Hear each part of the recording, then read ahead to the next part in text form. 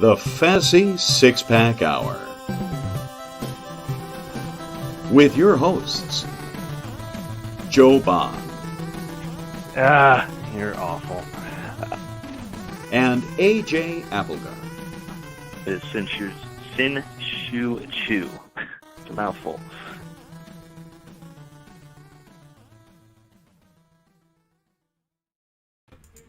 All right. Welcome to the Fantasy Six-Pack Hour. My name is Joe Bond, founder of FantasySixPack.net.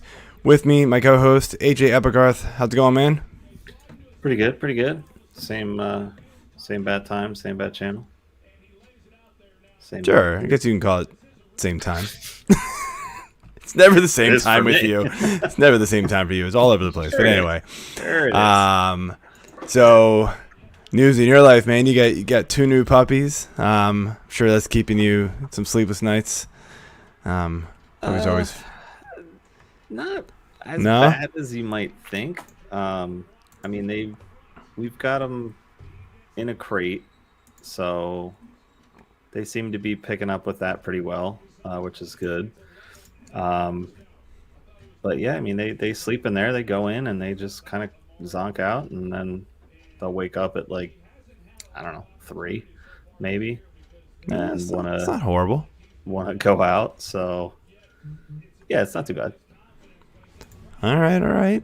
So right now we are at a 7-7 tie at the beginning of the second quarter of the Packers versus the Cardinals. We have an Aaron Jones touchdown and a Chase Edmonds touchdown here.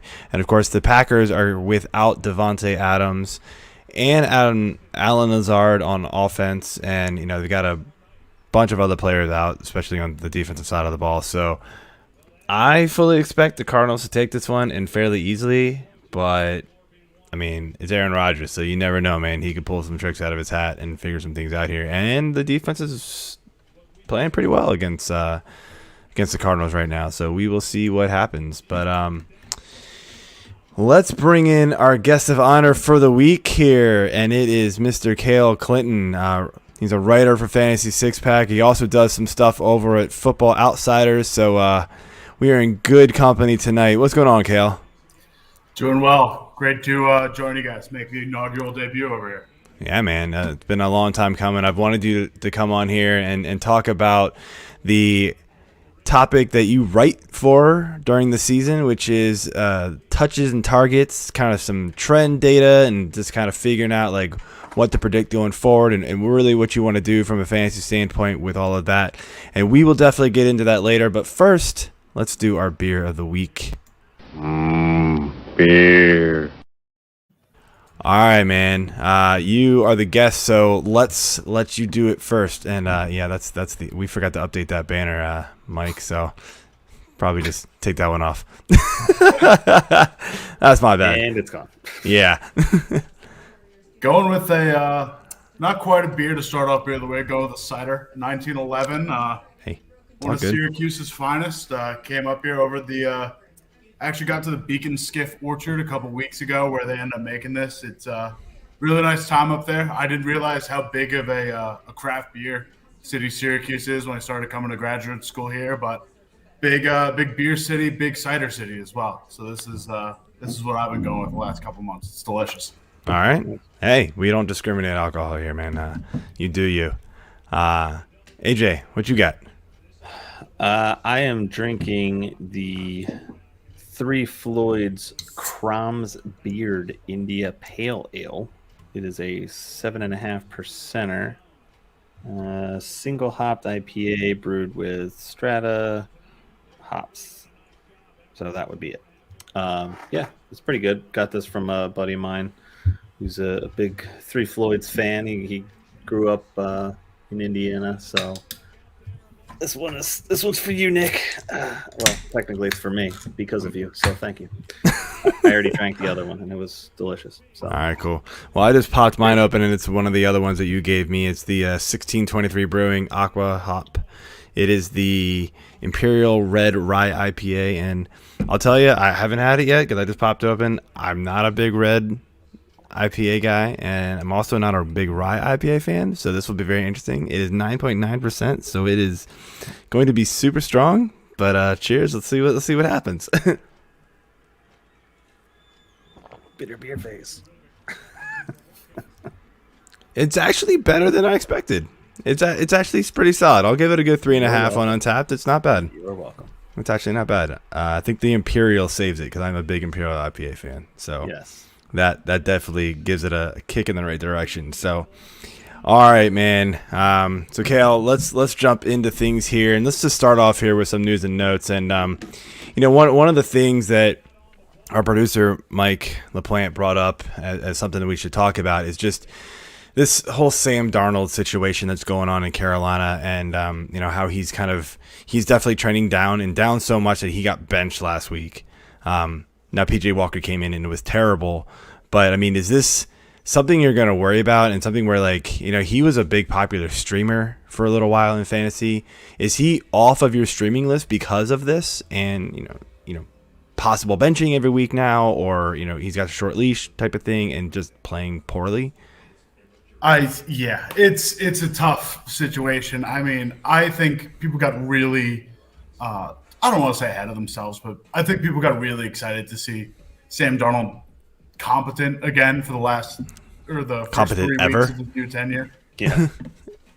Looking okay there. But Ben Baldwin actually just posted on Twitter a graphic of the new quarterbacks on their new teams and how they perform relative to their PFF grades on former teams. Sam Darnold's playing just about where he did with the Jets. He really didn't go to a better offensive line situation. I think, honestly, the biggest issue with this is I'm really not touching anyone in Carolina not named DJ Moore that is on the team without Christian McCaffrey at this point. Christian McCaffrey is a massive factor on this offense. And, Chuba Hubbard is supplementing and trying to, replace it, but you can't replace everything that Christian McCaffrey brings to this offense. So I think, honestly, one of the biggest concerns I've seen with this Darnold team is just his lack of weapons without CMC in the backfield. Robbie Anderson is having a terrible, terrible season. He's got right now 49 targets for 204 receiving yards. 18 of those catches, 18 catches on 49 targets, gives him a 37% catch rate, which is the worst of any receiver with 10-plus catches. And this is per Mike Clay of ESPN. Robbie Anderson is 4th in wide receiver routes, 16th in air yards on targets, and 69th in receiving yards. I can't tell you. I thought this would be a really strong connection because of Darnold and Anderson's days back on the Jets. I thought this would be a really, it was. You're not alone. Yeah, it was crazy to me that Darnold's best option ever on the Jets passing-wise was now his 3rd or 4th best receiving option on this Panthers team. And it just – I don't know if it's on Anderson's side of things because I don't think he's been playing as well in general. You don't get 37% all on Sam Darnold's shoulders for a catch rate. I think a lot of that falls on Anderson. But, I mean, Darnold's got no help at this point. I don't think there's any reason – there are so many better – options to kind of stream. There are enough good quarterbacks in this league where you don't have to keep relying on Sam Darnold at this point. I agree. We need to see better days before we start believing in him. I mean, look, a lot of it was, after week 3, he was leading the league in rushing touchdowns. We knew that wasn't going to keep going. And when that stopped happening, he fell off the map real quick. So Are we totally surprised? Probably not. No. I own Darnold in almost every league, I feel like, because he was just that go-to late round guy, as a backup or, possible 3rd quarterback in a super flex leagues. I liked the upside. I liked the connection with Anderson, and Anderson was coming off of a pretty solid year last year. Again, receiver. Granted, that was with CMC injured again, so he's injured now, and Anderson hasn't done anything. I mean, he's just invisible. So I also own Anderson in a lot of leagues, and am very disappointed in myself in these picks. So I think you'd have some sort of positive variance at one point or another where, that less than 50% catch rate, less than 40% catch rate, that can't hold forever. But I mean, it's really not looking great. but it keeps happening. So it's like, know. I mean, you watch these games and they're just like, throw to Robbie Anderson, doink, right off of his hands. You're like, nah, never mind, I'm done. It's just not gonna happen. Yeah. So time to move on, guys. I agree. It's just like, ugh. All right, so next topic here, and we got some trades. Maybe not one of the exciting ones we were looking for, but Mark Ingram was traded from the Houston Texans to the New Orleans Saints. I think this is more interesting than people are taking, or really giving it credit for, and not maybe so much like from the Ingram side, because it's Mark Ingram. Okay. He's clearly going to play backup to Kamara. But, Kay, I want to ask you, how does this affect Alvin Kamara going forward? Like, is it really as bad as some people are making it out to be, or is it sort of like, I think he'll still be all right? No, it can't be that bad. I mean, so much of the Saints offense has really flown through Kamara at this point, even with Jameis in the fold. Honestly, I think it has more to do with where the Texans currently stand. I mean, they had such an interesting sort of backfield scenario where they were just bringing in every back that was halfway decent 5 to 6 years ago, whether it was Rex Burkhead or the Philip Lindsay is on that team now. David Johnson's still on that team, but I think the biggest thing comes down to, you saw Brandon Cooks tweeting after, like, this is bullshit, this sucks, really bad. Like, he's not happy with this Texans team. I think he's going to get moved at some point. Brandon Cooks currently is a 31.2 target. Oh, he's ridiculous, yeah. The entirety of the Texans like sixth highest in the NFL, I think. Fourth. Is it fourth? Yeah. Only Cooper Kupp, Devontae Adams, and Deebo Samuel rank higher than him in target share on the year right now. I knew it was high. I for some reason thought it was 6, but yeah, fourth is still super high. So yeah, I mean, it has to tell you that this Texan season is lost at this point. It doesn't really look like there's a I mean, it just does. Like, if they're moving, who was their leading rusher at this point, Mark Ingram? I can't imagine that they're keeping Brandon Cooks in the fold at this point. I mean, shockingly, I think their leading rusher as far as yards is it is actually David Johnson, but as far as attempts, it is Philip Lindsay. So that's not good. So I don't know what's going to happen in Houston. I mean, I went and snagged up Philip Lindsay because he was the only Houston player. I mean, I would imagine David Johnson was probably still out there too, but I don't know. I just think Lindsay's Johnson's not still doing anything for you, though. Neither is Lindsay, so it doesn't matter. Pass catching specialist. It doesn't matter. They're both doing nothing. Yeah. So atrocious. I spoke about this last night on the Going for Two podcast with Jeff Lambert, and I said that I actually thought this was a good thing for Alvin Kamara in the long run.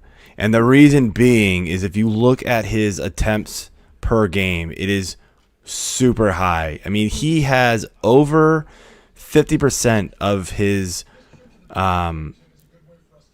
most carries in one season already, and we're through 6 total games for the Saints. He's not built to sustain that kind of a role. So Ingram's going to be able to come in and spill, some of those rushing yards. And like, he's not really been super efficient on the ground game either. I mean, he's averaging 3.7 yards per carry. He's been 5, 4.7, 4.6, 6.1 in his career per yards per carry. It's because he's just getting pounded, in there, and that's not what he does. Mm-hmm. He's still going to get his, receptions and things like that, and he's actually below average for that right now, but not by much. But I mean, I think it's a good thing. AJ, do you agree or disagree with that? I do. I mean, you would think he should be familiar with this offense. He played in it. And when he was there, Kamara was still the lead guy, but he was super valuable. I mean, this was one of the teams that you could own both of these guys, and start them most weeks, start Ingram most weeks, because he was involved enough, and he was getting enough volume to warrant a flex play, especially during bye season. So I like the move. anybody that's in Houston and that can get out, kudos to you. You know, it's well deserved, I guess. You've done your time. And I don't think we're expecting much from Ingram, but I think just from the standpoint of being able to spill a little bit and get a little bit of rest for Kamara is going to be a good thing, because we've seen him get banged up too. Like, that's the thing. Kamara has been a banged up player multiple times in his career. So he's just not built to take on that kind of workload and getting hit that much. You know, in the past game, when he catches it, he's out in the open and he can get out of bounds and that kind of stuff. And, you know, they're just pounding him up the middle. So, you know, am I gonna grab Ingram as a possible, you know, handcuff type player? Maybe, but I'm not really that in love with it. But again, I think this actually helps Kamara as much as people are groaning on Twitter and elsewhere. Like, if they roster Kamara, going like, oh no, I'm not going to get all the work. Like, that could be a good thing, guys. He's always had a complimentary back with him. So in any touchdowns that Ingram would theoretically, you know, vulture away from him, or a touch share that he vultures away, Kamara's probably making back in the fact that he's now got rested legs, and it's, you know, it's a much greater big play potential at this point, because he actually, you know, he's not being ground into the correct. He's running to the ground at this point. Well, I feel like they also either would have gone to Ingram or Hill when he's healthy. So it's like, who cares? They were going to go to one of those guys most likely, and they weren't going to go to Kamara. I mean, Kamara only has this season, what does he have? He has one rushing touchdown, so it's not like he's getting those anyway. Mm-hmm. So, I mean, he's had a ton of rushing touchdowns in past years. He had 16 last year, which was absurd. So, yeah, I think overall it's a good thing. And we'll just have to wait and see, I suppose. So, all right, let's jump into these touches and target trends that the article you write every week for Fantasy Six Pack. So I am kind of focusing on running backs with some of the teams that I'm going to ask you about, or that we're going to ask you about. But then we'll let you kind of have the floor and bring up some other interesting teams. You know, you obviously go with the receivers in the passing game as well. But I'm looking more at running backs. And I'm going to start here with the Lions, and that the fact that, you know, Jamal Williams early on, it was basically a 50-50 split with Swift, and, you know, especially in the passing game. But now we're seeing Swift just kind of take over that. Is that a trend that you have seen as well, and that you think is going to continue going forward? Yeah, I mean, what really surprises me about Jamal Williams' usage is that it honestly was as split evenly as it was to start the season. Currently, as we're looking at it, the Lions passing game completely operates out of DeAndre Swift and TJ Hawkinson. The two account for 40.4% of all targets on the season in terms of target share, and that's up to 45.6 in the last 3 games. It's a weird situation where it's really those two guys or bust. In terms of the wide receivers in Detroit, you know, especially in the passing game, like Amon-Ra St. Brown has looked a little bit better. He didn't have a target against the Rams, but in his last 3 games with targets, he's had 23 of them for 18 receptions and 161 yards, and his outburst of performance has now tied him with Khalif Raymond for most targets on the team. Or he's just fallen short of Khalif Raymond, but he's got just as many receptions as him at this point. Actually, 2 less, my bad. I'm looking at a different thing. But Jamal Williams' usage in the passing game, especially like you mentioned, is really falling off a cliff. Half of his targets, he's got 18 on the season. 9 of those come from a Week 1 performance against the 49ers. And since then, he's had 4 in the last 4 games, 2 of those games seeing 0 targets. His snap count is slowly decreasing, and I think a lot of DeAndre Swift's effectiveness as a running back comes very heavily in the fact that he's super involved in the passing game. Mm-hmm. And I think at this point, if you're trying to salvage any points for Jamal Williams, it's mostly coming on the ground at this point, because he's all but been removed from this passing offense. Yeah, I totally agree, and that's what I've been seeing as well. I mean, at least he is still used in the run game, which is kind of surprising because in Green Bay, I felt like he was used a lot in I know I don't have the data, unfortunately. I'm trying to look it up right now. But, I mean, he saw 35, 40 targets a year in Green Bay. So, I mean, he's still sort of on track for that. But I thought we would see a slight uptick in that in an offense where Swift just didn't seem like he was going to be the guy ever, it felt like, and now he has just taken over, which, I mean, he's turning into the DeAndre Swift that I kind of always expected. I've always liked this kid. I don't know, AJ, you got any thoughts, or you want to just jump out here to this other team? Nah, yeah, I'll jump on the next one here. So our boy, Mr. Herbert, has now outrushed Damian Williams in Week 8. So do we expect this to continue? I mean, he played his ass off 2 weeks ago when Williams was out as well. But, I mean, what are we going to see once Monty returns? I mean, how involved can we really think that Herbert and Williams are going to remain? Well, I think at this point it just kind of flips who Chicago's using as their RB2 in their offense, because Damian Williams was seeing moderate, a pretty competitive RB2 snap count. It was obviously the David Montgomery show, but David Williams was getting good secondary snaps and getting some decent opportunities. But Khalil Herbert has just burst onto the scene. He didn't have more than 5 snaps in a game until week 4, where he had 7 snaps. And then week 5 had 34, week 6 had 54, week 7 had 51. He's just plain outperforming Damian Williams at this point. He immediately started receiving 18 carries a game after that week 4. He's at 18, 19, and 18. He's already surpassed Damian Williams in offensive production despite his limited usage midway through the season. I mean, he's really looked special out there. He's really fun back to watch. And I think that Chicago actually does have somewhat of a role for him going forward, because what's also really interesting to me is that it's taken 2 games for Herbert to generate 8 targets, I think, in the passing game, and the entire season Damian Williams has had 14.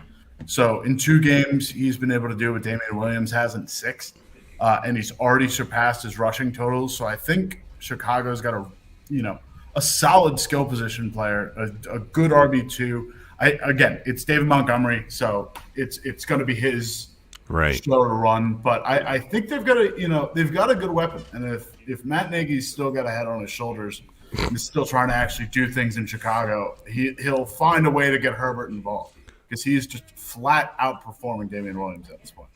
Yeah.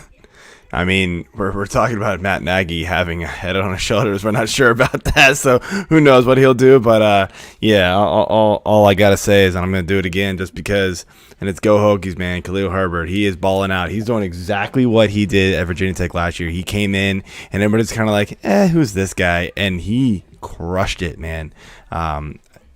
He just flat out amazing. So I like this kid. I think he can be something, and we're seeing it. I agree with you though. Like, as soon as Monty comes back, it's his backfield. But I think the only thing I kind of wonder if I had Monty, like I would sort of be worried that Herbert could actually take a little bit more work out of it than Williams would have, because Williams wasn't really doing much with what he was doing.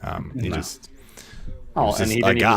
even play last year, so you would think that he'd come in refreshed and ready to roll and whatever.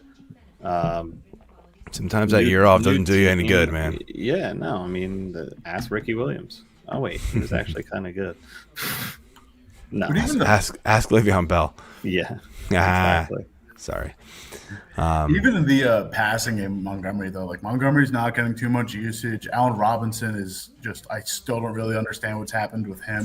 I thought it was going to be a massive contract year for him, and he's doing nothing right now. And, with Darnell Mooney as your wide receiver 1, like, you're going to need more weapons in this passing offense. And I don't think there's anything he can do, unfortunately. That's the problem. The one thing that I think is getting overlooked is like what happens with Tariq Cohen. He's somebody who nobody's really talking about, and I don't even know what his time frame is for coming back. He's just totally forgotten. I was about to say I haven't even thought of that name this season. And I mean, I guess you don't really need to, and Khalil Herbert's potentially playing better than Cohen has. But 8 days ago sounds like he won't return anytime soon. So whatever that means, I guess there's still no timetable. So yeah, I guess I wouldn't worry too much about him. So let's move over here to the third and last team that I want to bring up, and it is the Atlanta Falcons. And a lot of people were coming into this year, me sadly included, that thought that Mike Davis could really solidify himself and be at least an RB2 on this team. The Falcons are always known for having a pretty solid offense, and it's starting to come around. And yeah, in years past, not the greatest run game, but they haven't really had anybody. But we saw what Mike Davis did last year in Carolina with without CMC there, and he was mostly good. He has really fallen off the map, especially recently, and somehow been passed by Cordarrelle Patterson, who I would have never said was a startable fantasy player ever in my life, it feels like. But we saw last week Patterson saw 73% of the snaps compared to Davis. I mean, what do we make of this? Is Davis even like? I mean, I don't want to say he's droppable right now, but he's getting super close, right? It's really getting up there. If it hasn't gotten there already, because it's just at least I'm pulling it from Tennessee, where Arthur Smith is running there, and I understand it's a very different. Cordarrelle Patterson is not Derrick Henry, but it really relies on just a handful of strong, like a 1 to 2 skill position players, 2 to 3 really. But I mean, Ridley is kind of putting up a Robbie Anderson type deal where 52 targets, 281 receiving yards. He's been the lifeblood of this offense. He's the only wide receiver on this Atlanta Falcons team with consistent double-digit target numbers, and he's really not doing much with it. Cordarrelle Patterson's been massively involved in this passing game for everything that he's doing in the run game, and I think that is such a big difference in this conversation between Patterson and Davis, just because what Patterson can add as just the shifty, having some wide receiver background. He's a truly almost reminds me of trying to think is Darnell Robinson out of Michigan that was just labeled skill player or offensive weapon. He can kind of he's I know what you're talking about. Yeah, he can kind of do anything in terms of what's going on with this offense. He's really versatile. He's been pretty exceptional on the he's not shattering records or anything, but he's doing a pretty decent job on the ground as well. Yeah. I'm a little bit worried about the return of Russell Gage eating into his contributions in the passing game, but still, just what Patterson's got really high big play potential. Has a penchant to kind of just break plays off at random. I had him in targets and touches pretty early. I think probably week 3.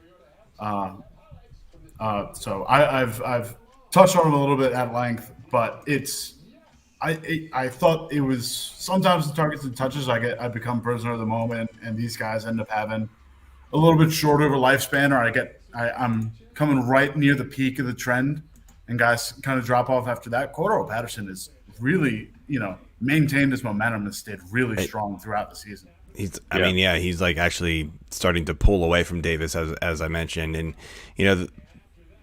if you look at season-long data, you look in the fact that Mike Davis actually has more attempts. He's actually only got 9 less targets than Patterson, but in the recent weeks, it's drastic. And snap share, as I've said, I don't know. I mean, Mike Davis just isn't performing, so maybe they're just looking at it and Patterson's averaging over 4 yards a carry. He's got 4 receiving touchdowns. I mean, dude's a big dude, like 6'2", 238. I mean, he's just a big guy. Like, Mike Davis is a bowling ball, really, when it comes down to it. And I mean, he's big, but he's also short. I mean, he's 5'9", 220.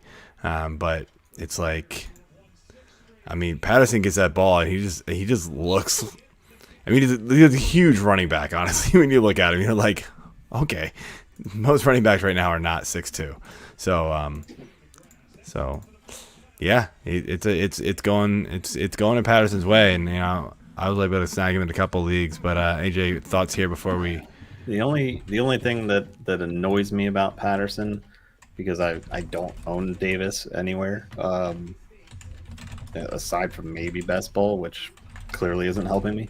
I was able to get Patterson in Raz Bowl, and he's been awesome, but he doesn't have running back eligibility. Oh, yeah. For whatever reason, like I think he does, but they won't put him into my running back slots. And I was doing pretty well. The past couple weeks I've fallen off a little bit, especially last week because pretty much my entire roster was on bye. I did have enough people to plug in and actually fill a roster, but it wasn't very pretty. So it wasn't pretty for a lot of people last week. Don't worry about it, man. Yeah. I guess, like, going forward with him, I don't really see how he slows down. I know you mentioned Gage, and obviously Pitts is picking up a little bit of steam.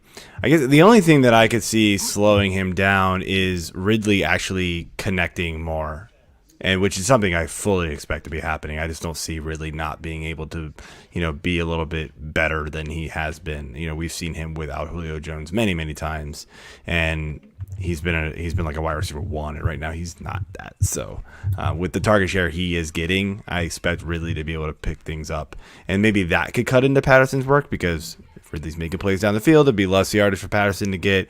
But I mean, Patterson's still a steal, off the waiver wire in most leagues at this point. So, I will say before we jump off, even with the big uptick in production from Kyle Pitts, even with Ridley can only get so many targets. He missed week 5, but weeks 2, 3, 4, 7, he went 10, 11, 13, 10. So he's still getting a ton of volume going his way.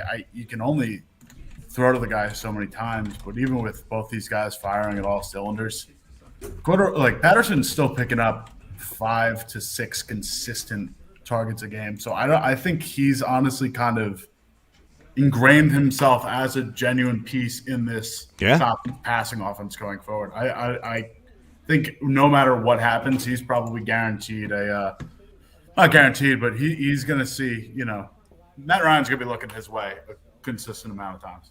Yeah, we do have a question real quick before we jump into your teams here, and we got so I took the gamble and started Rodgers. I mean, look, a lot of us did. If you have Rodgers, you're probably starting him in most leagues. But now he's paying the price. Yeah, it's not a great game for him so far. To make it even better, I have Eckler, and we all know Eckler. Most of us, I think, know at this point that Eckler was put on the injury report today with a hip injury. Never good for a late week injury report ad. Well, I mean, what are the chances he plays and plays well? I mean, I think it's all going to come down to how he finishes up. Like, we just don't know if he's going to play. Like, this could literally be like, oh, it's sort of sore, and he's just taking the day off because he doesn't really need the practice time. I mean, if he returns, I think he's going to play, and I think you have to start him. I mean, I find it hard to believe you'd have anybody to start over him anyway. So I think you're just going to start him, Shane. If he does actually be active. Does anybody disagree with that? I don't. I think he's too valuable. I mean, I wouldn't like RB2 right now or something like that. So it's great. Yeah, I mean, I wouldn't expect to see what he's been doing if this injury turns into something that is more of a nagging issue. But yeah, I mean, I would still start him. Yeah, I mean, they could cut his workload back a little bit, and he could still probably play perfectly fine and produce for you. So I think that's what you're looking for here. Unfortunately, Shane from Eckler. So, all right, Kale. You got any other teams that you want to bring to our attention as far as target and trend, targets and touches trends? Before we depart from the running backs, I did want to touch on Kansas City quickly because we are getting to the point where Clyde Edwards-Helaire is probably going to come back from injury somewhat soon. I'm not totally sure of his timetable, but it's on the horizon, and I'm really trying to figure out what to make of the workload going forward because depending on where you look, the Kansas City Chiefs have not been that much better running the ball with Darrell Williams in the 2 games that Williams has taken over as starter. If you're looking at Ben Baldwin's EPA per play numbers, in weeks 1 through 5, Kansas City ranked 14th in rush EPA per play and 3rd in rushing success rate. The last 2 weeks, they've been 24th in rushing EPA per play and 13th in rushing success rate. And Williams is just not – he's been serviceable, but I don't think he's put together the starts that are going to make him just a world beater for this Kansas City team. 21 carries for 62 yards and 2 touchdowns in week 6. I mean, very respectable performance, obviously. 2 touchdowns help a ton. 3 receptions on top of that for 27 yards. Last week, 5 rushes for 20 yards, 3 receptions for 30 yards. It's just I'm so confused of what to make of this Kansas City offense at this point just because it's nothing of what I expected it to be. Yeah. I thought coming into the season that Kansas City had the worst this is the worst offense they've had of the Pat Mahomes era, and we touched on it a little bit in the pre-show, but Kansas City's always had a reliable veteran running back, whether it was Kareem Hunt when he played there, LaShawn McCoy, Le'Veon Bell for whatever he did. It was at least a veteran presence in the room that could kind of get guys going. It was someone you can lean on when he needed it most. Even if it wasn't going to be, the most efficient running, it was going to be strong veteran running. And the pass game's always needed an extra weapon with Sammy Watkins, as much as we like to lambast him from a fantasy perspective. Just having that guy as a presence makes the defense, like, he commands more respect from a defense than a Byron Pringle or a Mecole Hardman at this point. Correct. And Kansas City's going to have to find new ways to get this offense going beyond their big 3 of Mahomes, Kelsey, and Tyreek Hill, and maybe it's a little bit more varied of a workload between Edwards-Helaire and Darrell Williams, but neither have looked great at this point. Yeah. Yeah. So let me ask you this. So the Chiefs was a team I almost wanted. I almost brought up, but yeah, I wanted to stop at 3 and give you the floor. So I'm glad you brought them up. So the one thing that I wanted to ask you about them is, before CEH got hurt, we saw the snap share and we saw the touches go up for Williams, each week it seemed like. And then the injury happened, so of course, we saw him take over. But before that, we were seeing it kind of come close to the middle. With the way Williams has played without CEH, do you see that continuing, or is there any world where you see Williams kind of being, I guess, quote, the lead back, if you want to give anybody that role on the Chiefs right now? I wrote about Darrell Williams the week right after the CEH injury, and I talked about how he was from an EPA perspective, just in terms of the opportunities he was given, he was comparable with Edwards-Helaire in the run game, where there wasn't too much of a difference. Some days Edwards-Helaire performed more efficiently than Williams, and some days vice versa. But what was consistent across the board was that Darrell Williams has vastly outperformed Edwards-Helaire in the passing game, especially from an efficiency perspective. So that makes me think that his targets are that much more valuable than Edwards-Helaire's. And if you look at the target share for Kansas City at the moment, even coming into this season, Williams is getting a consistent 3 to 5 targets. He had none weeks 1 and 2, but since then he's maintained at least 3 targets a game, 4 targets a game. Edwards-Helaire's got the same numbers, and they don't have nearly the same efficiency metrics. You can go check Okay. my original post. I think it was from week 5.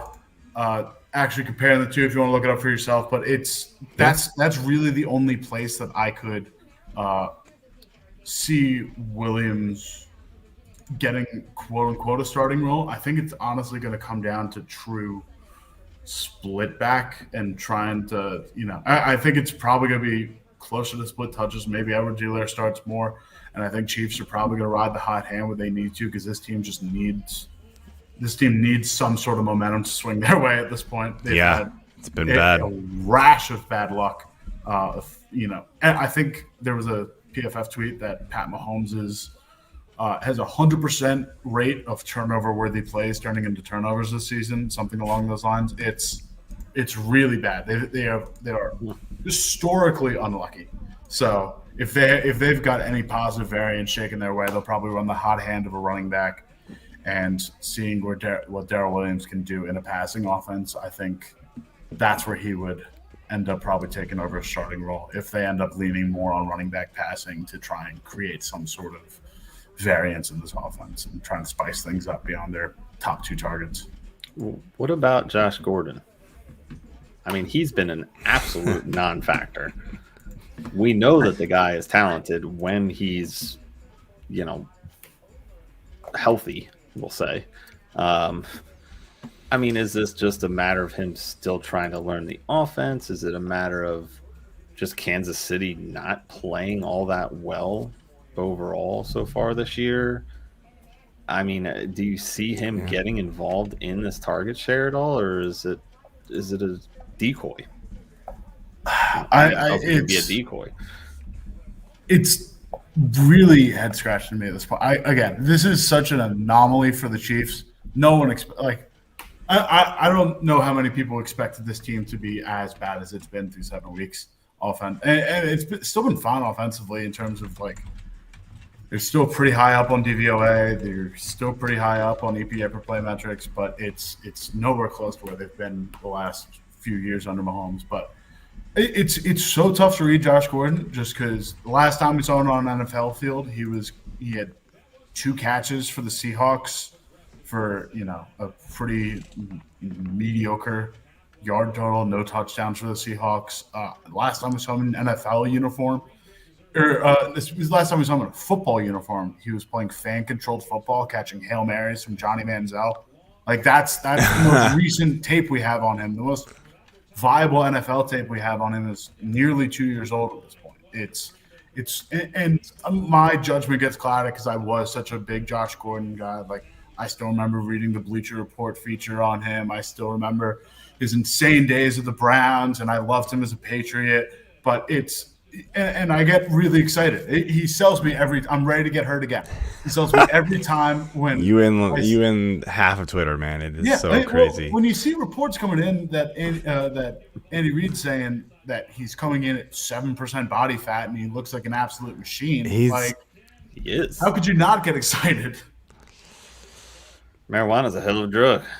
I mean, honestly, who knows at this point what's going to go on with him. I would think is what you're saying, they need to try something different to spark this offense a little bit. Mm-hmm. Why not get Gordon a little more involved and see what happens? In my opinion, they've got too many go deep guys. They've got Hill, they've got Pringle, they've got Hardman, they've even got DeMarcus Robinson. That's what they do, right? Mm-hmm. It's been Kelsey, and the running game is their only underneath guys, and teams are just crushing that, and they're just being they're doubling Hill deep and leaving the other guy open, but the other guy isn't performing, so it's whatever. Now we're seeing the target share for a couple of those guys. It's so why Gordon can also he's a big guy too. Why not give him? He's 6'3", 225. He's a bigger guy. He can be your underneath. He's good with that underneath. He can be absolutely out slants. I mean, that's where he excels, because as soon as he gets the ball and he's in open space, he's like Kamara. We do forget he is 30 now, and he's had plenty of missed football time, so he's not what he was.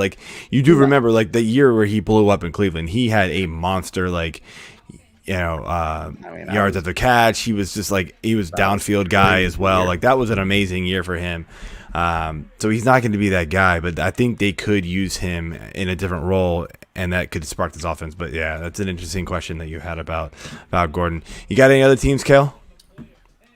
I might be a little bit biased here, but and again, this is a 1-game sample size coming against the New York Jets. But I mean, it's starting to feel like the New England Patriots have some kind of blueprint going for this passing offense. This is the first time all season Johnny Smith and Hunter Henry have been consistently getting involved.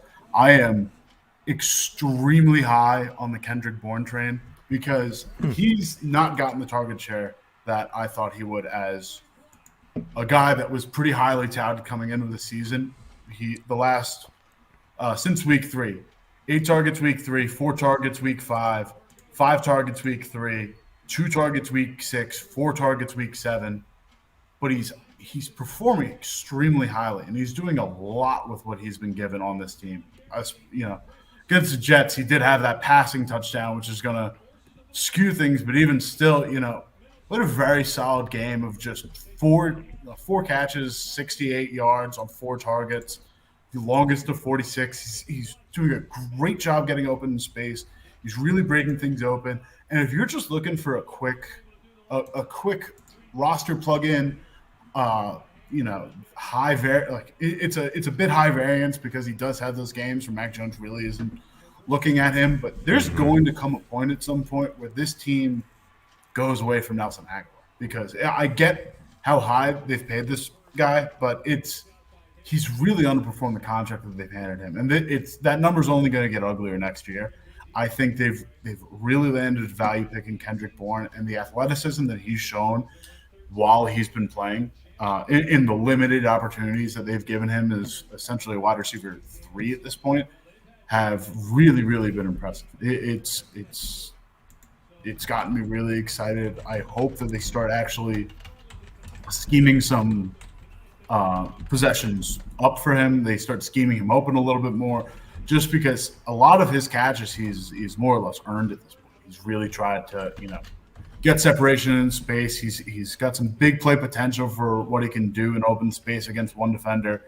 It's been really impressive. I think this team has really found its sort of niche with they've gotten their 2 tight ends more involved slightly. Jacoby Myers is still doing Jacoby Myers things. I think I've been a big fan of him. I was just going to say, the real question is, can Myers score a touchdown? Listen, that's going to shake out at some point. That's so crazy. He's had at least 2 touchdowns in the last 2. Sorry, I don't think he had one in the Jets game, but he had 2 touchdowns in back-to-back weeks just pulled off the boards, either through penalties or plays called back. So it's going to shake out at some point. He's getting the volume to actually get in the end zone. At some point, that's going to break their way. Another person I've been pretty high on, and again, I'm not talking about the Patriots backfield at this point. No one's trusting that at all. No one's putting a lot of stock in the Patriots backfield, especially considering how often they rotate guys through. Even when you've got a lead back like Damian Harris, he's had fumble troubles this year for the first time in his career, it seems like. J.J. Taylor and Ramondre Stevenson neither can really seem to establish a permanent role as RB2 in this system, but Brandon Bolden is just continuing to get snaps, and now he's getting a lot more involved in the passing game too. Week 3, 4 targets. Week 4, 6. Week 5, 4. Week 6, 1 target. Week 7, 7 targets. He's getting a lot of volume in this offense from a passing perspective, from just a snap perspective in general. He's the only back beyond Damian Harris who's seen minimum 20% snap share. It's mostly sitting around 30s, and last week it was up to 60, I think. They're really starting to use him more and more. And if the Pats can figure out a passing offense, if they can actually start to take some leads, they're going to start running this ball more. And Brandon Bolden is the only back in this room, I believe, without a fumble this year. And if they're going to it in late situations where they can't turn it over, if this team can actually start putting together leads and wins, then Brandon Bolden is going to be the guy they're handing it off to just keep things secure and not turn the ball over frivolously. Again, it's kind of like the Chiefs where it's kind of like the Cardinals where there's so many options in this offense. It's easily not high caliber enough, but it's tough to tell you where the ball is going to go at this point. But I think the Pats are at least finding some sort of rhythm with how they're starting to manage these guys. And I think there are a couple opportunities, especially Kendrick Bourne, I think still has below 10% ownership at this point. If you're just looking for a real buy low option, plug it on a bye week, just a guy to sit on a bench, wait for an opportunity to shine, he is absolutely your guy. Yeah, real quick about Brandon Bolden, the one I got scared off from him because I had him in a couple of leagues. That Week 6 game against Dallas where he had one target, like he just didn't play. That one made no sense to me because he has been good.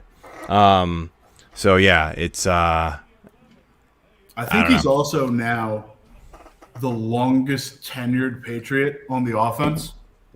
He's stuck around since 2012 at this point, and this team's had so much turnover that I think he might be just period longest tenure because most of their offensive line is pretty young at this point too. I don't know how much you can count Trent Brown leaving, coming back, but Bolden's been there since 2012. He knows the system. Belichick clearly trusts him enough to keep him around for all these years, even though he's really never taken a lead back role. So you've got to have some faith in the guy.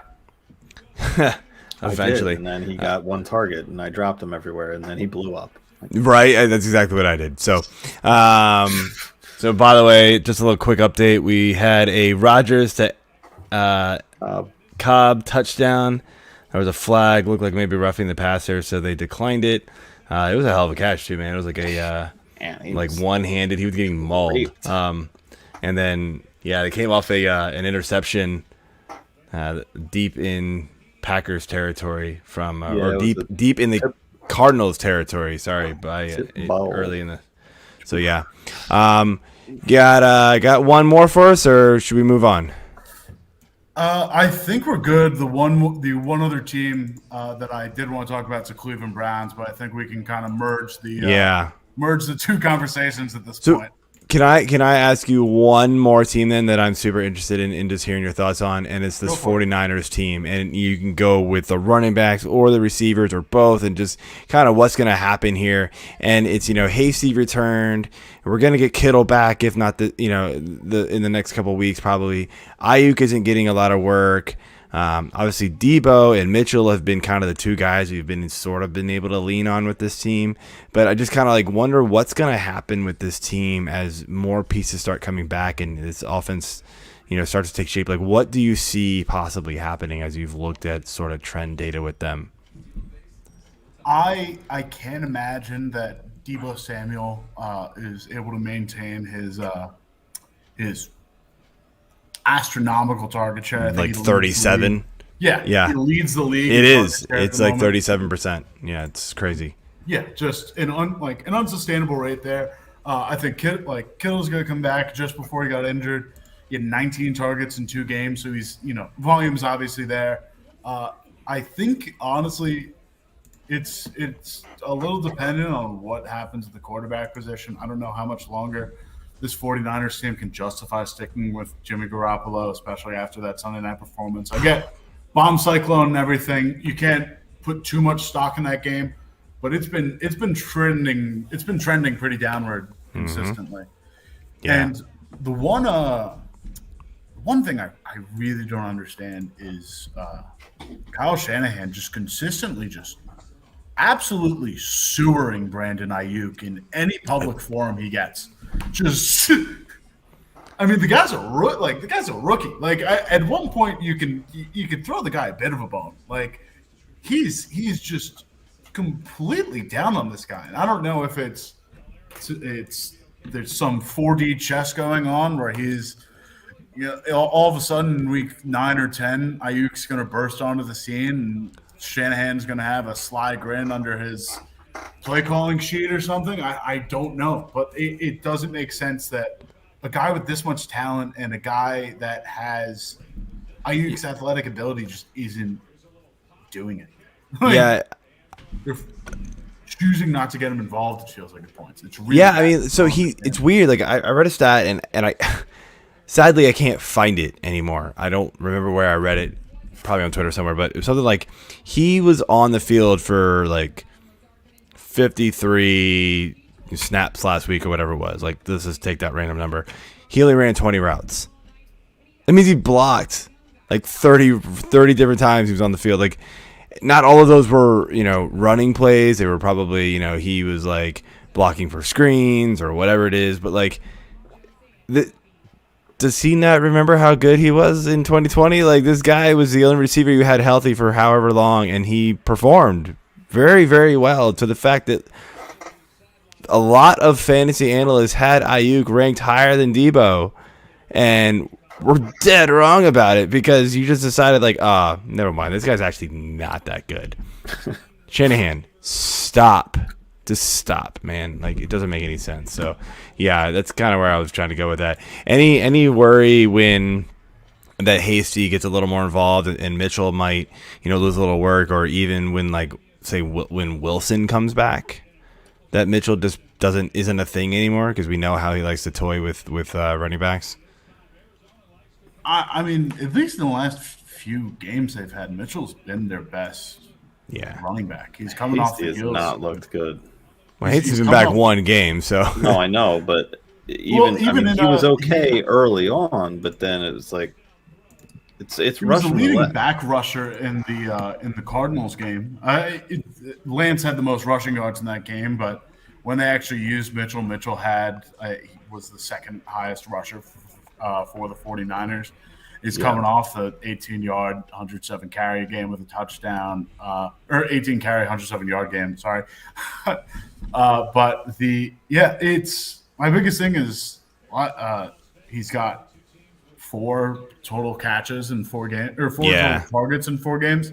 There's no space for him in this 49ers offense that I also feel like has a tendency to, snaps get taken by jet sweeps from Deebo Samuel, and running backs get used in the passing game. It's more of a collective sort of skill position player moniker that gets thrown on guys there.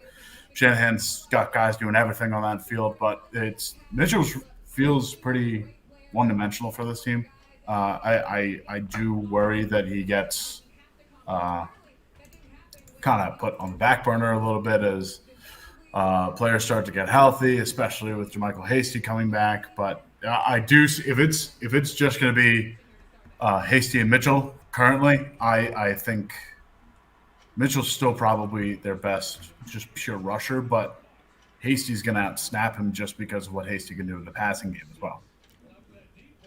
Yeah. I mean, I think Hasty's pretty much relegated to the passing work, but it still doesn't mean he couldn't outsnap him. And so that hurts Mitchell just because they're going to be down a lot too. So, all right, man. Let's jump into our injury news here. And so what we do is we just kind of rip through the injuries, and then we'll pause on a couple to get your thoughts on like how it could impact things. And so we're just gonna lump all these Browns together real quick just to get it out of the way because there are so many.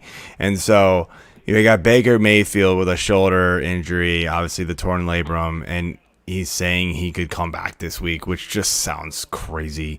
We got Nick Chubb. It looks like he's gonna play, but obviously we know Hunt is on the IR still, so that is a bad news there. And then, of course, the injuries to the receivers. Landry's dealing with a knee injury. Sounds like he might be, favorable to play. OBJ, same thing with the shoulder.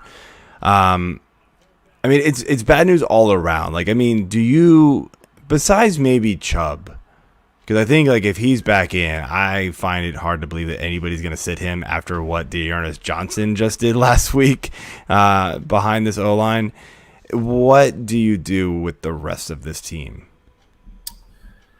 I think David Njoku becomes should be a massive free agency target. Him and Hooper, but I think Njoku, especially just because of his availability, this team is really going to have to start leaning on its tight ends to catch balls because they don't really have too many wide receivers left to start catching them at this point. Yeah, Donovan Peoples-Jones hurt too, from what I remember. So got hurt pregame last week or whatever, and I was like, I had him in my starting lineup. Like we're trying to start this show, and I was like, and I was like, look over, I was like, wait, who's hurt?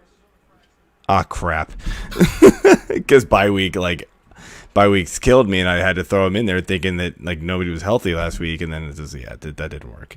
So, yeah, and their next option, if for whatever reason both OBJ and Jarvis Landry end up out this week, their top wide receivers, Rashard Higgins at this point, and he's a guy. Yeah, he's fine. It's tough to know what to make of him. His highest volume game this year. Felton, suppose he's like sort of a pseudo running back as well. So who knows? Yeah, he's had a decent snap total since they suffered both of these running back injuries. I'm kind of there's some weird part of me that is thinking that a Demetric Felton breakout game is around the corner where we get something weird like that. But the only reason that's coming into my head is just because the Browns are now left with Rashard Higgins, Anthony Schwartz, and like that's really who they have. Schwartz be with you. You weren't going to say it. I was going to. I was getting there. Had I known we were going to do that, I would have worn my Star Wars shirt. But anyway. Yeah, no, I agree with you, man. But let's get going with the rest of these injuries. So we got Tyrod Taylor on the IR. Sounds like he's going to be coming back this week. He's really close. So that's going to be, honestly, a pretty big boost for this offense, as sad as it is. Davis Mills has been terrible. Zach Wilson out 2 to 4 weeks, PCL injury. Patrick Mahomes avoided a concussion somehow. Like, I don't know how somebody gets up and looks like they literally got their head knocked into a wall and he didn't have a concussion. Like, that one is mind-boggling to me. I wouldn't be surprised if they come out later and be like, oh yeah, no, he actually did have a concussion. We were just messing around. Well, they brought the week prior, they brought the card out for Daniel Jones, who entered concussion protocol, and I've never seen them bring the card out for a concussion, and he played the next week. I don't understand. Like, either athletes, these NFL players, have this like superhuman trait that they can get over concussions early. Because I know friends that have had concussions, and dude, they last weeks, if not months. Yeah, they don't go away in a week. Yeah, the NFL is kidding themselves. This is going to come to bite them in the ass soon, I think. They've also had. It's just incredible to see. This is a larger conversation about players coming back from injuries, but there's now reports that the Rams are cautiously optimistic about Cam Akers coming back from an Achilles injury he suffered in July. Yeah, no, is mind-boggling. I've torn my Achilles, and granted, look, I was not getting the physical therapy and the treatment that he's obviously getting. But look, could he come back and run in 6 months? Sure. Could he come back and play a NFL football game in 6 months? How? I don't care how strong the other muscles are in your body. There's no way. I don't see how that happens. But can you cut? Yeah, I mean, cut without like re-injuring yourself. If you get rolled up on once, it feels like your career is it's not even being rolled up on, man. Your Achilles will snap. It's not even getting rolled up on. That's like your knee and stuff like that. Your Achilles goes because you make a cut and like it literally just, the tendon just snaps, dude. It goes and it rolls up the back of your leg. It is awful. God. Trust me. So I'll take your word for it. Taysom Hill still questionable with a concussion, and then Dak Prescott is questionable with the calf, but he's getting some limited work in. It sounds like he'll play. We obviously covered Nick Chubb here. Saquon Barkley questionable with an ankle. Sounds like he's going to be out. Miles Sanders is questionable. He's week to week, so I don't even know why he's questionable. They should just list him as out, ankle sprain. Malcolm Brown is on the IR with a quad. They signed Duke Johnson to the practice squad, so expect to see him in the near future for whatever it is. Antonio Gibson questionable with a shin, got a limited practice in. He terrifies me, man. Like, I don't know, Kale, what about you, man? Like, Antonio Gibson is just a guy that I really am glad I don't have a share in him anywhere. I mean, get into that. I'm pretty surprised by that. Could you elaborate on that? He has a stress fracture in his shin. I have no idea how he's actually even playing through it. I just don't understand how he's playing through it and actually playing moderately well. I think it's going to go downhill pretty fast. And if he actually aggravates it more and more and more, and this team sucks, which they do, I think they're just going to pull the plug on him. So I mean, and you're seeing it in recent weeks. We're seeing McKissick get more and more and more work. And so I think he at best is like a mid to low end RB2 right now because of the injury risk. Could he blow up? Sure, but injury risk I think is just terrible for him right now. No, that's definitely fair. I always get worried about like. I love his talent. I really do, and we saw it the first few weeks. But it's just we're seeing McKissick catch up in snap share for sure. Yeah, there's no way this Washington football team can continue to be. No, I don't think they can justify playing him if they don't start stringing together at least a couple wins at this point, because at some point J.D. McKissick is serviceable. He's 70, fine. But it's like 70% of the production an injured Antonio Gibson can get you, and just continuing to play Antonio Gibson is only going to hurt you long term, because I can't imagine this is good for his long term health. Yeah, stress fractures. I mean, basically, they need just time to heal. Yeah, is really what it comes down to. I've played enough sports in my life where I know people that have stress fractures, and you just need to rest it. There's nothing else you can do about it. Anyway, Jonathan Taylor dealing with a rib injury from the 49ers game. He's not going to miss any practice, so let's skip on that one. DeAndre Swift is questionable with the groin. I mean, I haven't seen anything that he isn't gonna play. This is also probably their best chance to actually get a win. I think this is their best chance to beat this Eagles team. Was sort of 50-50 on that. By the way, AJ is a huge Eagles fan, so I kind of flipped a coin on that one. Picked the Eagles, but I might go back and change it. I'm not really sure yet. I am by far the biggest Dan Campbell sympathizer. No one does. There's not a lot of deserving in the NFL. No one deserves a win more than him, with the just way he's gotten guys to buy in. Just like that first two series of the Rams game going. That was incredible. Kick, I was like, "This is really going to happen." I just wish he kept his foot on the gas. Instead of doing the little clock rundown thing on fourth down, actually go for it. Just keep the pressure on. Keep your foot on their throat. That's how you're going to win games.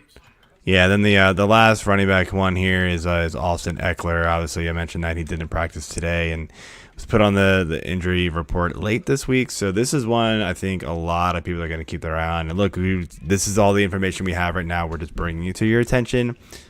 Watch it. Make the right decision for yourself here. I think if he plays, you're probably putting him in there.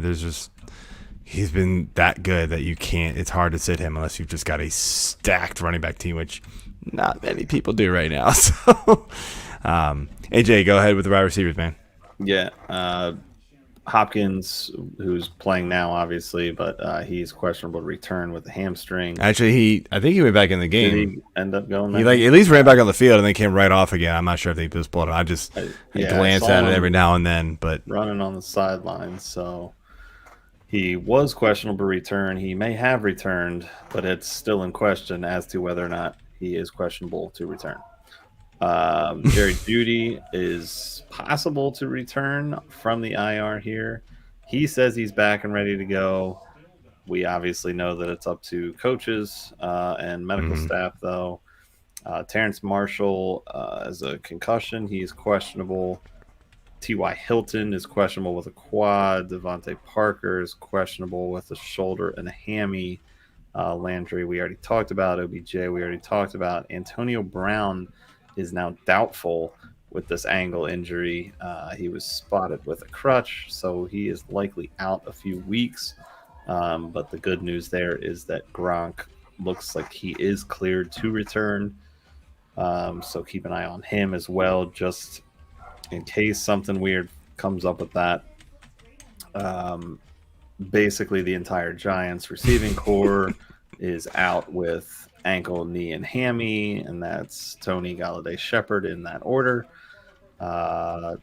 Terrence Marshall, we already mentioned. I don't know why he's on here twice. Jarvis Landry, we already mentioned. Who the hell wrote this?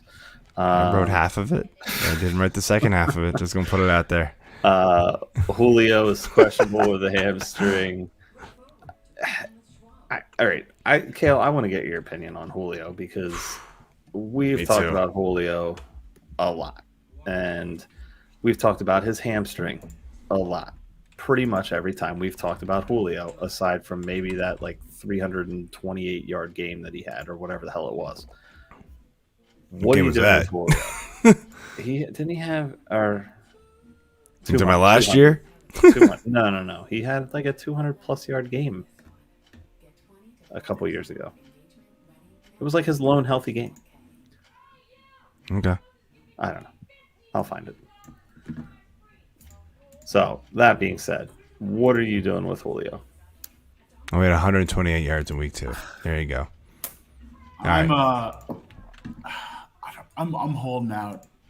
Just any, it's a thread of hope at this point, but it's still hope. I don't know. I want Julio to be good. I thought I was this summer. I did the Titans fantasy preview for Fantasy Six Pack, and I basically the whole theme of the article was regression. Ryan Tannehill couldn't continue to be the most efficient quarterback in football without Arthur Smith. Derrick Henry had to fall off a cliff at some point. I'm on a full apology tour at this point because I can't. You got called out on our Slack channel, by the way, today. I don't know if you noticed that about the, you wrote the don't draft Derrick Henry. Why you shouldn't draft Derrick Henry against, at his value. Not that you shouldn't draft him, but like where he was going. But yeah, I'm with you. Precedents with 2,000-yard rushing backs. I get it. Even the rule of 370, like he's defying all conventional logic. But my whole thing about the Titans wide receiver core was AJ Brown and Julio Jones. There can't be two alphas. Someone's going to have to take over, and I would have to assume it would be AJ Brown. But I was also still decently high on Julio Jones actually being able to produce in this system. In an ideal situation, they both require safety help. They both require it's tough to put one-on-one matchups with both of these guys. And I get them. I've still every time I think of Julio, it's going back to Super Bowl 51. Catch on the sideline, some of his high flying stuff from the late 2010s, and just such an incredible receiver. But he is. He's 32. He's injuries have, I think, killed him, dude. That's the only thing I can say. He's almost droppable at this point. Like he's up there in like the OBJ range and Allen Robinson range where you're just. It might be time to be done, because he's obviously injured and he's trying to play through it, and there's just nothing you can do about that. And it's like, if you can try to trade him, I don't know what you're gonna get for him, but it's tough, man.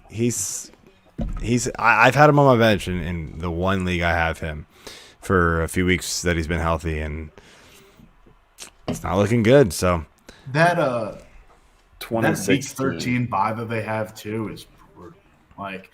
If anyone a lot of teams need buys, and this 17-game schedule stretching the bye weeks out to weeks 13 and 14 is pretty crazy in my opinion. I feel like it's way too stretched back. But I mean, man, could Julio Jones just use a little bit more time off where he's not missing more actual game time?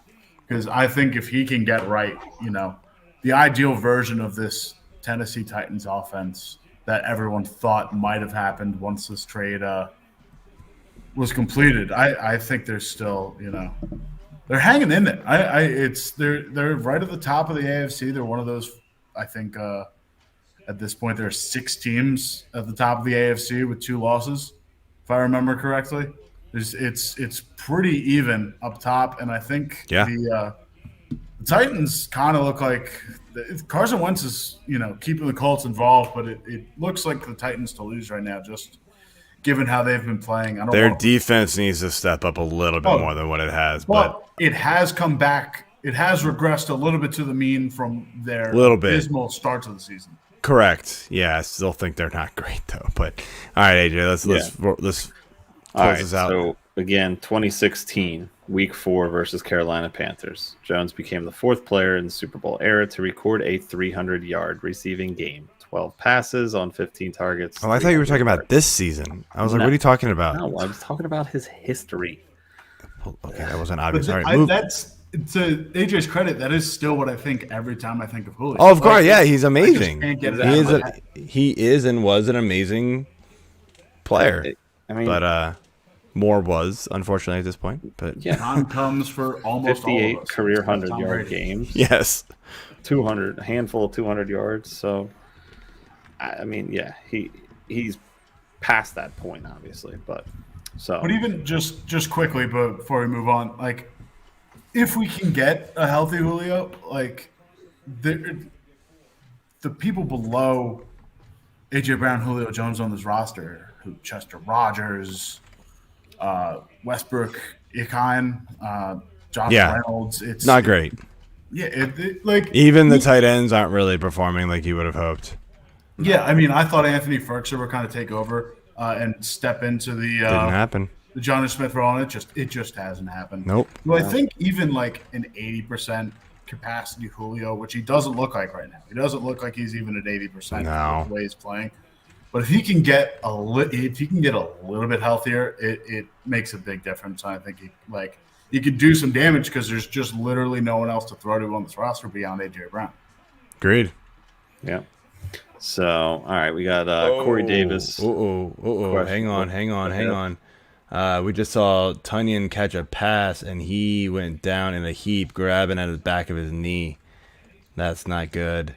Now, the Tunyon's been awesome, but, like, he caught, like, a 40-yard bomb, and then he got hit, but he went down and just immediately grabbed it. So, that's not good. Yeah. Ooh. Yeah, no, All right. you know. So, add to the injury list. Okay. You're about to get to. Yeah. Corey Davis, questionable with a hip. Curtis Samuel, questionable with groin. On to the tight ends. As I mentioned, Gronk is now practicing at full. He is good to go. So Come back, baby. Not dealing with the rib. But I want to say O.J. Howard was questionable. So not that matters if Gronk is back. Ebron questionable with a hamstring. Evan Ingram questionable with a calf. Daniel Jones has no one to throw to. No. You got. I sort of feel for this guy at this point. It's like the offensive line has been declared as eligible. Okay, thank you. Devin Booker and one receiver. I mean, that's it. If the Giants decide to blow up things and move on, I think if Sam Darnold can get another chance, Daniel Jones should get another chance. He should. He should.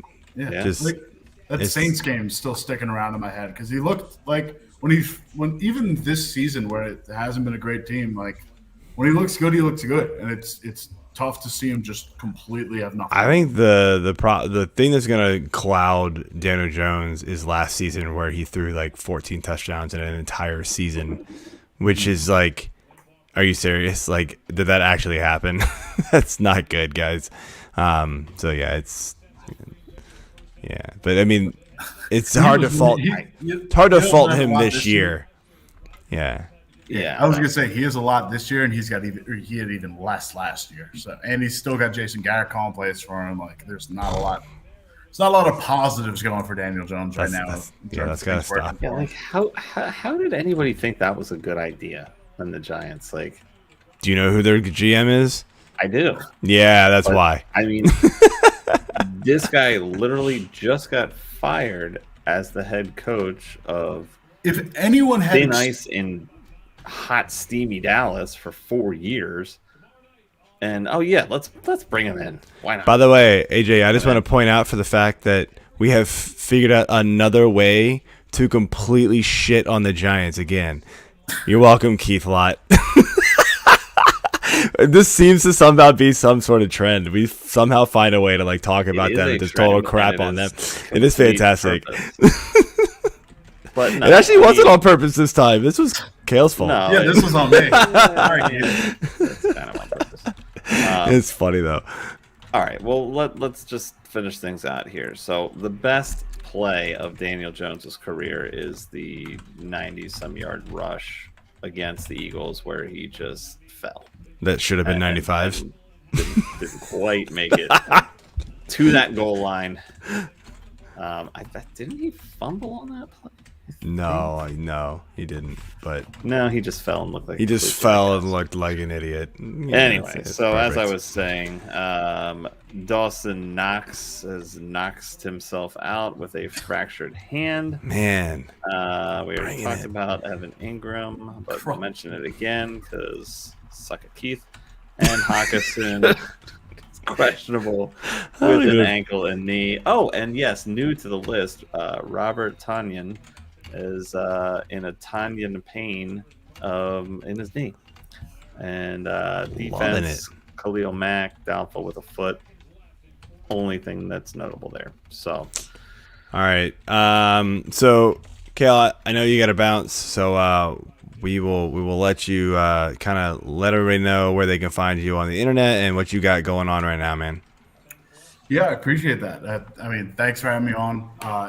Really, I love working with you guys. Nice to finally actually get on the six-pack hour.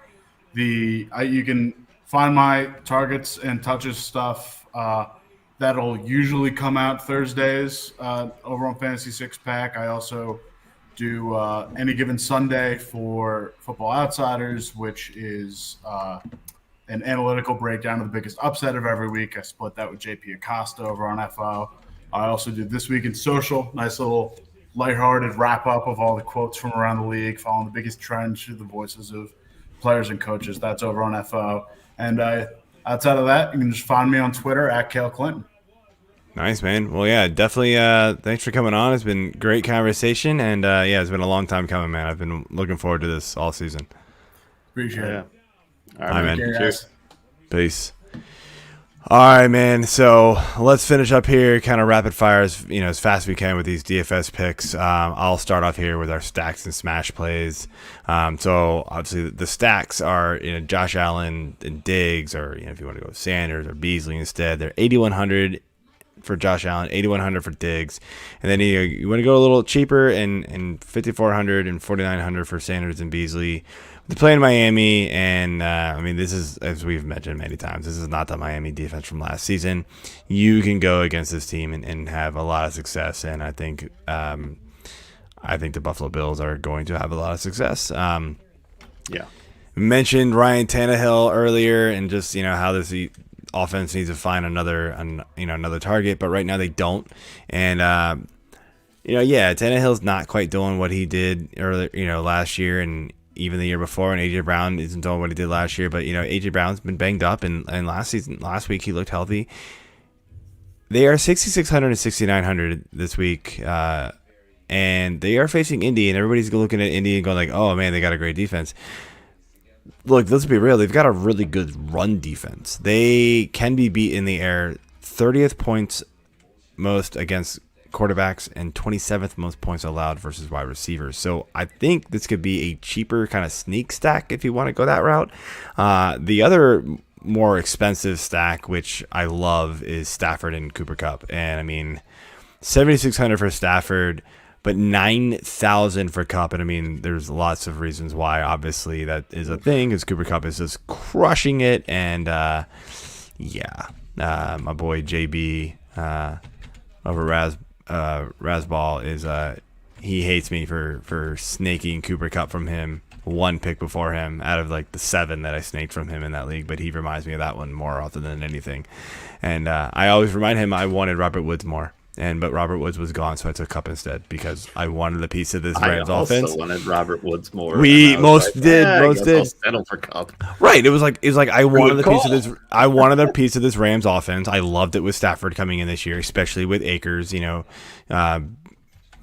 banged up, and it was just sort of like, okay, I'll take Kupp. Why not? And so yeah, I did, and great bit of benefits. Kind of individual player smash plays that I'm looking at, maybe not everywhere, but kind of mix and match them here is Kamara. I get it, it's Tampa Bay, they've got a great defense, but I mean, his passing work alone keeps him in a PPR DK format. I mean, 15 targets last week. Yeah, that's probably not going to happen again, but he'll see close to double digits, even with Ingram coming in. I just think he's going to be a monster in this game. James Robinson at 6,600 feels cheap. Seattle's defense has been awful, guys. Like, I don't know why he's 6,600. James Robinson has been really good, too. They're allowing a lot of defensive yards and the 31st most points allowed to running backs on DK. So, yeah. And the Packers just scored again. They are looking like they are going to upset with not a lot of people here. And it looks like it was Rodgers to Randall Cobb again. Wow. DJ Moore is another one I like here at Atlanta.